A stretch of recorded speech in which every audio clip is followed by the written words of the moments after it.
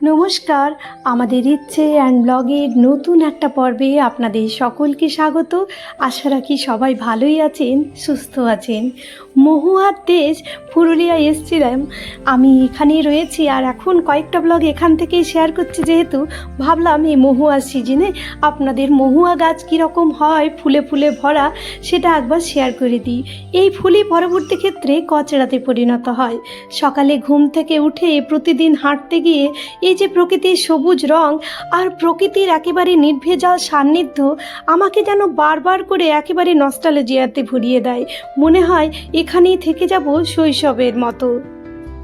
কারো গ্রামে একটা ছোট্ট মতন বাড়িও আছে, আর আপনি ভেবেছেন যে আপনার অনেক উন্নতি হয়ে গেছে, আপনি শহরে চলে গেছেন, এই বাড়িটা বিক্রি করে দেওয়া উচিত, এই জমিটা বিক্রি করে দেওয়া উচিত। করবেন না। মাঝে মাঝে শহরের জীবন যখন আপনাকে একেবারে পুরো ক্লান্ত করে দেবে, মনে হবে জীবনে কি করে আর থাকবেন। আপনার কাছে প্রচুর পয়সা আছে, সব কিছু আছে, কিন্তু আপনার কাছে নেই এক টুকরো শান্তি। তখন কিন্তু এই জায়গাটাই আপনাকে দেবে অপার শান্তি। তাই নিজের গ্রামের, নিজের চারপাশের জিনিসকে কখনোই বিক্রি করবেন না, রেখে দিন। একদিন আপনাকে শেষ দেবে এক টুকরো শান্তি, যা আপনি হাজার মূল্য দিয়েও কিনতে পারবেন না। চলুন, যাওয়ার আগে একবার দেখে গেলাম, এখানেই আমাদের ওই যে পৈতে বাড়ি আসছে, বাড়ির যেহেতু কাজ সেহেতু একবার দেখে নিলাম এই জায়গাটাতেই হবে প্যান্ডেল। সেটা দেখে এইবার বাড়ি ফিরে যাব। তারপর এই যে পুরনো সোফাটা দেখছেন, সেটা দেখতে ভালো লাগলেও এর কভারগুলো না পুরনো হয়ে গেছে, সোফাটাও পুরনো হয়ে গেছে। তাই দীপ কলকাতা গিয়ে একটা অনলাইন থেকে এরকম সোফার কভার অর্ডার করেছিল, ভাবলাম সেটাকে সোফার মধ্যে পরিয়ে দিই। ভাবতে খুব অবাক লাগে, আমাদের ছোট্ট স্পন্দন, যার জন্ম দেখলাম এই কয়েকদিন আগে, তার পৈতে এখনও মনে পড়ছে হসপিটালে যখন ওকে প্রথম দেখলাম, সেই শীতের সকালে ওর যখন জন্ম হলো, তখন যখন ডাক্তার ওকে প্রথমবার দেখালো, সেই মায়া ভরা কান্না জড়ানো একটা মুখ, সেটা যে এত তাড়াতাড়ি একেবারে বড় হয়ে গেল, আর তার যে আজকে পৈতে মানে প্রিপারেশন হচ্ছে, ভাবতেও আমার না ভীষণ ভীষণ অবাক লাগে। চারদিকে বাড়িতে নানান রকম কাজের ধুম পড়ে গেছে, এক এক দিন এক এক রকম জিনিস আসছে। কোনো দিন হয়তো কোনো মাটির জিনিস আসছে, লেগাচারের জিনিস, কোনো দিন আবার নানা রকম বেতের যেসব ঝুড়ি ফুড়ি লাগে সেগুলো এসে উপস্থিত হচ্ছে। খুব অবাক লাগছে এত তাড়াতাড়ি সময়টা পেরিয়ে যাচ্ছে বলে। চলুন এবার যাচ্ছি গায়ে হলুদ যেখানে হবে সেখানটাকে গোবর দেওয়ানোর জন্য। এখানেই হবে এটা। যে বউ চলে এসছে, এই যে এক দাদু স্পন্দনের, আমার একজন খুড়শ্বশুর, এই যে এখানটাতে কোথায়।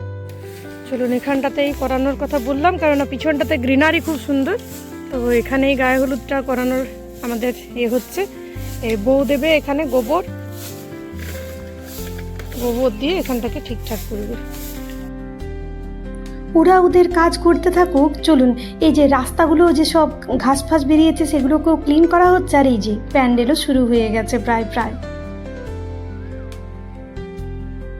পৈতে বাড়ির জন্য এখন এই যে প্যান্ডেলের কাজ আজ থেকে শুরু হয়েছে। এবার ধীরে ধীরে আপনাদের সাথে সমস্ত পৈতে বাড়ির প্রিপারেশন এবং ব্লগগুলো শেয়ার করব ধীরে ধীরে। আজকে এটাই হচ্ছিল, তাই ভাবলাম আপনাদের সাথে শেয়ার করব।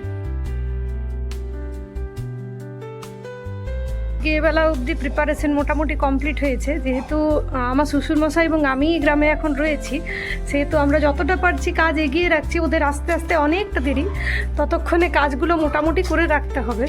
কারোরই ছুটি ফুটি নেই আজকালকার জীবনযাত্রা, বুঝতেই পারছেন। তারপর দীপ রিসেন্টলি বিয়েতেও ছুটি নিয়েছিল, আর তার সাথে বিয়েতে এসে মোটামুটি কাজ করে গেছে। আর ও মোটামুটি ফোনেই কন্ট্যাক্টগুলো আগে দিয়ে রেখেছে, আর বাকি সবাই আস্তে আস্তে ধীরে ধীরে আসবে বাড়ি। যে যখন থাকে বাড়িতে তো বুঝতেই পারছেন, সবাই মিলে একটা বাড়ির কাজ বের করতে হয়। ঠিক আছে, চলুন তাহলে। এখন আমি একটু মায়ের বাড়ি যাচ্ছি, অল্প একটু ঘুরে আসি, সকাল থেকে যাওয়া হয়নি। এই যে আমাদের মহারানী।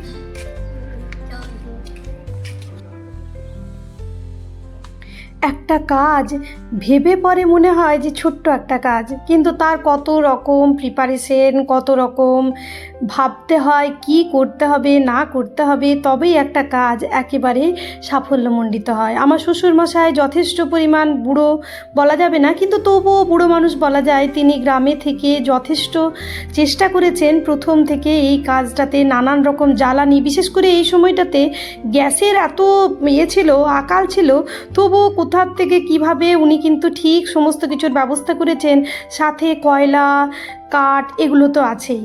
বাপের বাড়ি থেকে ফিরে যখন এলাম তখন দেখলাম প্যান্ডেলের কাজ অনেকটাই এগিয়ে গেছে। দেখুন এতটা পর্যন্ত কাজ আজকে হলো, এরপর আস্তে আস্তে এই কাজটা অগ্রসর হবে। যে তার সাথে স্টল ফল সব কিছুই হবে, তাই একটু তো বড় করেই প্যান্ডেলটা বানাতে হবে। আর এদিকে আজকে মেঘের অবস্থা ভীষণ ভীষণ খারাপ। প্রার্থনা করছি যেন বৃষ্টিটা বাবা আগেই হয়ে যায়, কাজের বাড়িটার সময় যেমন বৃষ্টি না হয়, খুব অসুবিধা হয়। আমার বোনের বিয়ের সময় মানে কি বলবো, পুরো এত বৃষ্টি দেখেছিলাম যে পুরো ডিজেলেই পুরো বিয়ে বাড়িটা বের করতে হয়েছিল। সেরকম যেন না হয়, এটাই ভগবানের কাছে প্রার্থনা। জীবিকার খাতিরে আমার শ্বশুরমশাইয়ের 3 ছেলে শহরে হয়তো থাকে, কিন্তু তারা তাদের জীবনের একেবারে যেগুলো মহামূল্যবান সময়, মানে কোনো উৎসব অনুষ্ঠান বা নিজের সন্তানের কোনো কিছু কাজ, সেগুলো কিন্তু গ্রামেই করে। তাই প্রথমেই ভিডিওর বলেছিলাম, যদি আপনার কাছে কোনো গ্রাম আছে সেটাকে আপনি হারাতে দেবেন না। চলুন, বইয়েরও গোবর দেওয়া হয়ে গেছে, খুব সুন্দর জায়গাটা দেখতে লাগছে। এখন খাবার দাবার খেয়ে নিয়ে একটু রেস্ট করব। সকাল থেকে আজ প্রচুর দৌড়াদৌড়ি হয়েছে। তবে যাবার আগে একটা কমেন্ট পড়ে আজকের ভিডিও শেষ করব। ভালো লাগলে সাথেই থাকবেন, আমার এই আশা রাখি।